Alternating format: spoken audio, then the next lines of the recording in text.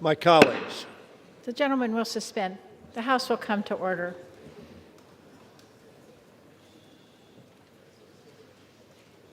Gentleman's recognized. Madam Speaker, I have had the honor of serving in this House for over 38 years. I've served during 6 presidencies. I've been here through moments of tremendous progress and terrible tragedy. I've seen periods of rank partisanship and patriotic bipartisanship. I've seen our two-party system work, and I've seen it break down. Never, in all my years of serving in this great institution that I love, and the people of my district, did I ever expect to encounter such an obvious wrongdoing by a President of the United States.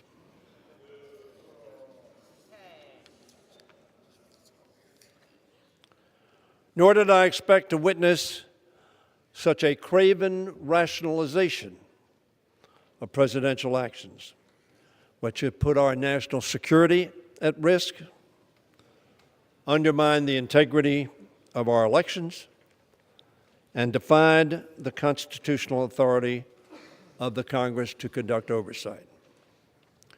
We've heard from Republicans that this impeachment really has to do with policy differences or how we feel personally about the president, about his temperament, or that we simply dislike him.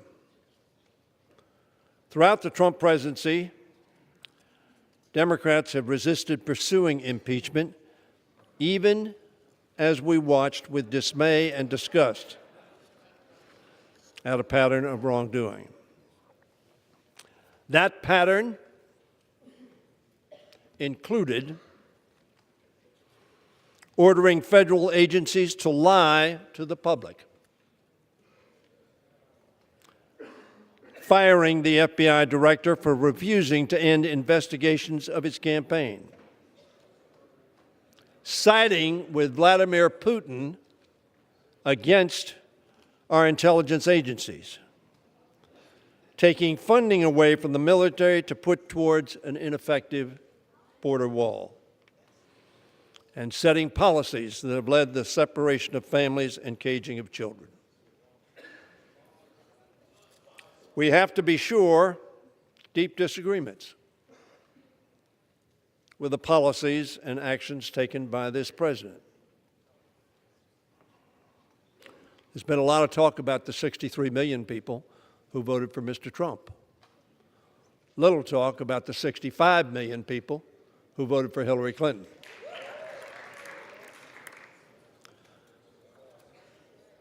The policy difference, or those votes, this president was elected legitimately.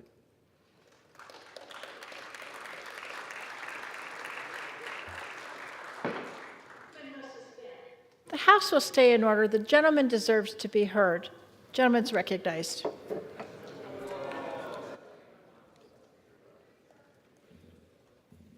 Because we have an electoral college. But none of these are reasons to pursue what Chairman Schiff has called a wrenching process for the nation. In fact, Democrats rejected that process emphatically in 3 specific votes.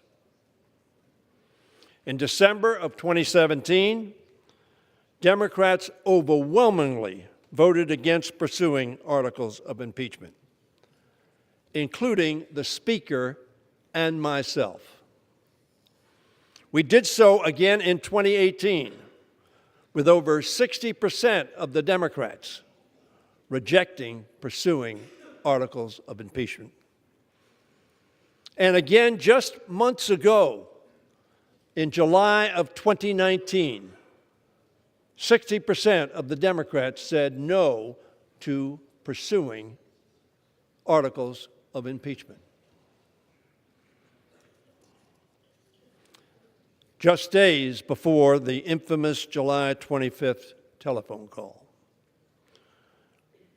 we did the same with 60% of Democrats voting not to proceed. Credible witnesses, many of whom were appointed to office by President Trump, have corroborated the details and timeline of his abuse of presidential power, which forms the basis of the first article of impeachment in this resolution. Instead,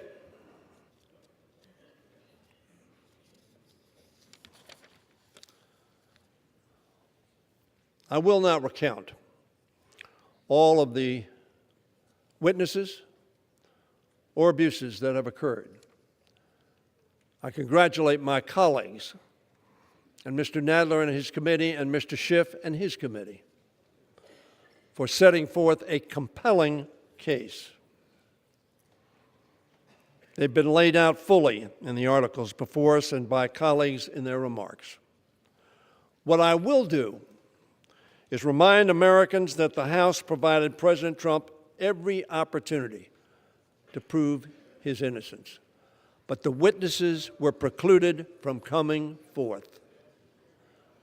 The witnesses who have personal knowledge did not come, either at the President's request, in which he refused to show up because he thought it was a sham, as so many of you have said, or to the committees. Instead, he ignored congressional subpoenas for documents and for testimony by White House officials and ordered his subordinates not to cooperate. Perhaps they could have exonerated him. This itself, I suggest to you, is unprecedented. When President Nixon and Clinton were asked to hand over documents and allow officials to testify, ultimately both complied, because it is the law. Such actions of the President can be taken as further evidence of his obstruction and abuse of power. It is, in and of itself, impeachable conduct, the subject of the second article of impeachment.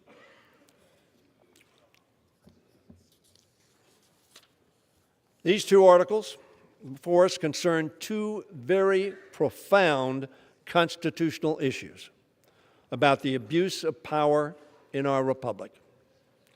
First, whether it is acceptable for the President of the United States, any president, to solicit foreign interference in our elections.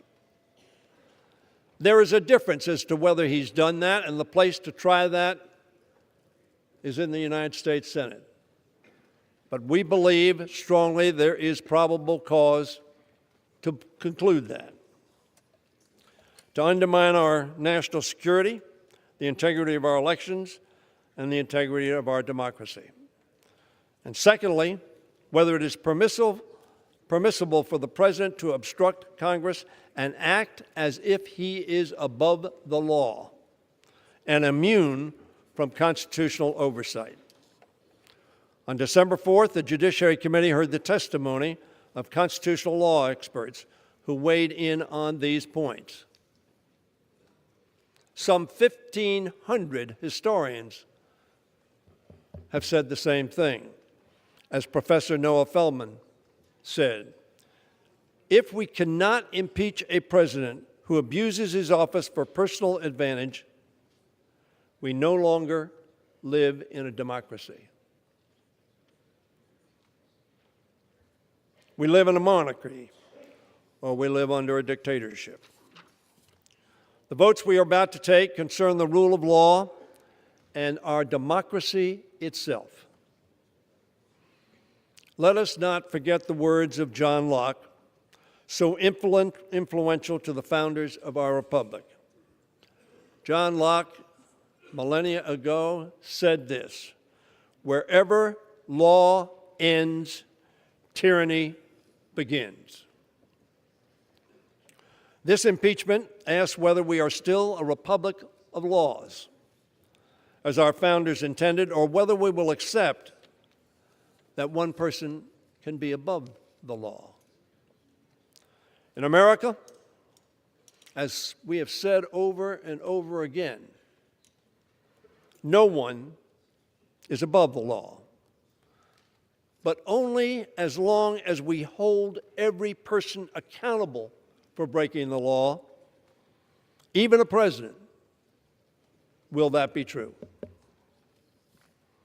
If the House does not act, if we wait and delay, we run the risk of allowing the president's misconduct, if we believe it to be so, to be repeated at the expense of the integrity of our elections, our national security, and our constitutional system of separation of powers. Democrats did not choose this impeachment.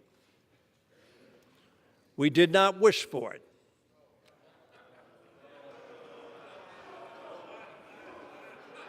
We voted against it. We voted against it once. We voted against it twice.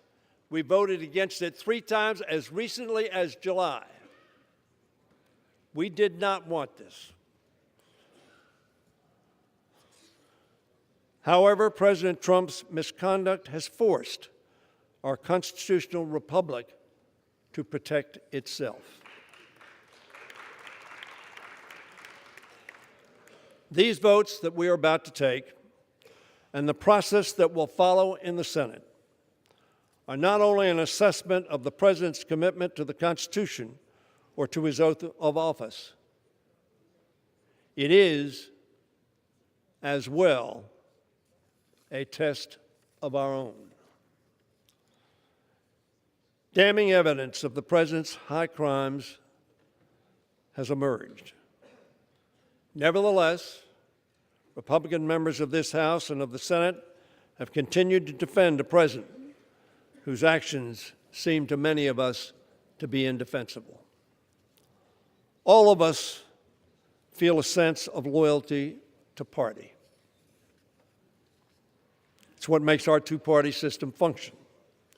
It's what helps hold presidents and majorities accountable. But party loyalty must have its limits.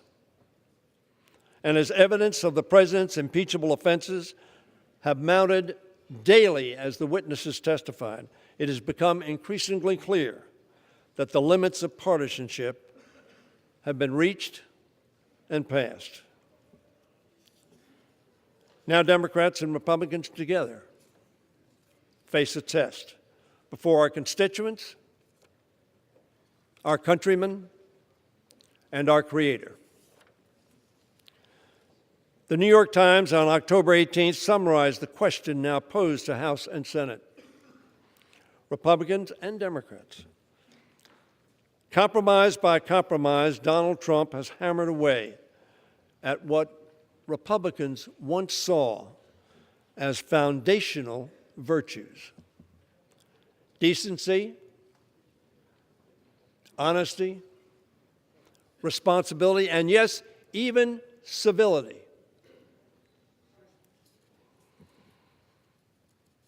Went on to say, will they commit themselves and their party wholly to Mr. Trump, embracing even his most anti-democratic actions?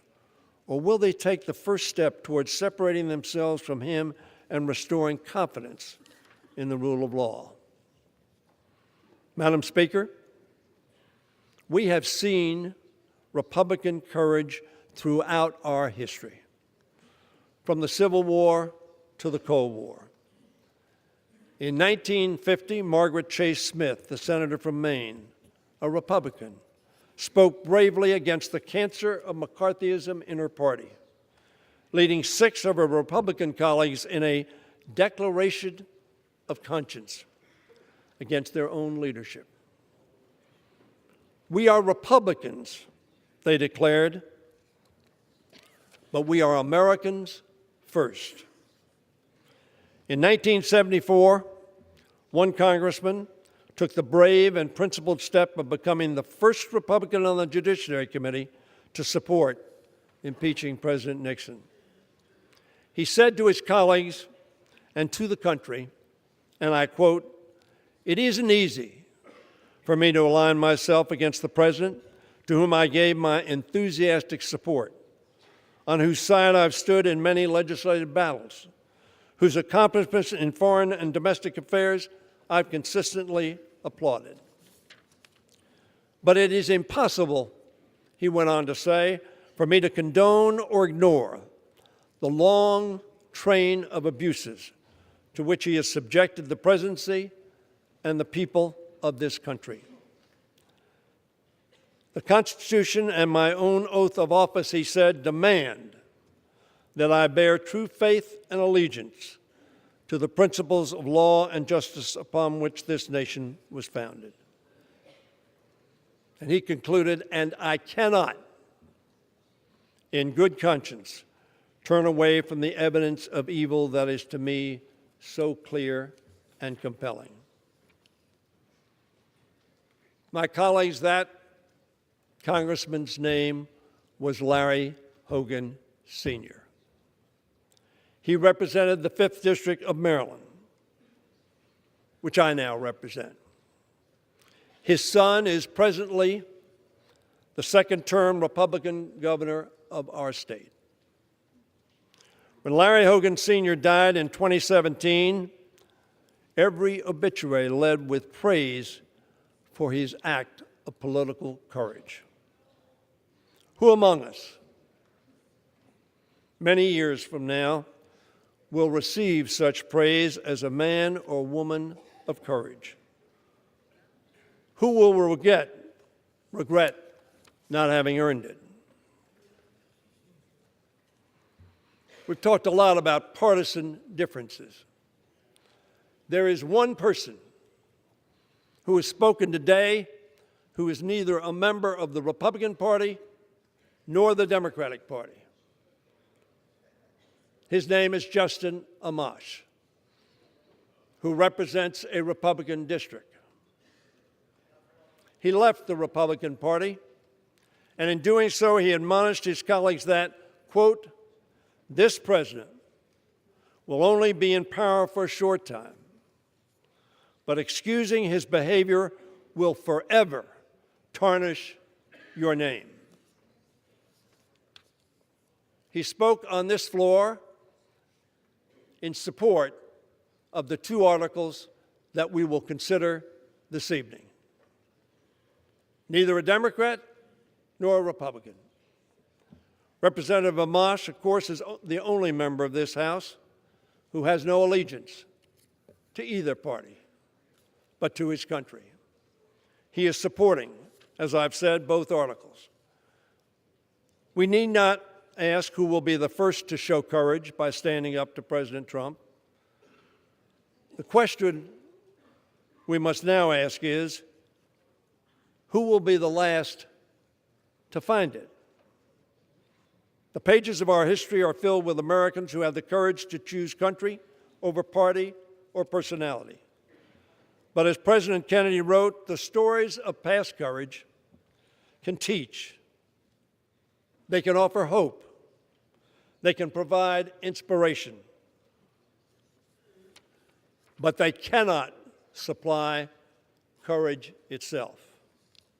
For this, President Kennedy said, each man, each woman must look into their own soul.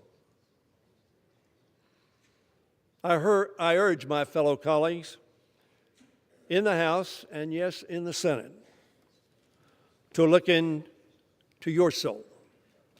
Summons the courage to vote for our Constitution and our democracy. I understand we will all not see the same conclusion. But to do less betrays our oath and that of our founders, who pledged their lives, their fortune, and their sacred honor. Let us neither turn away from the evidence, which to me seems so clear, nor from our good conscience, which compels us to do what in our hearts we know to be right. Let us not allow the rule of law to end or for tyranny to find its toehold.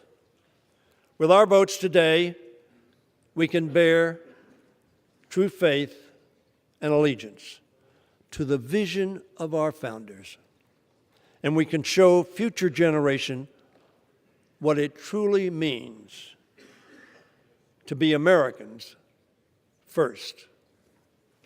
Vote yes.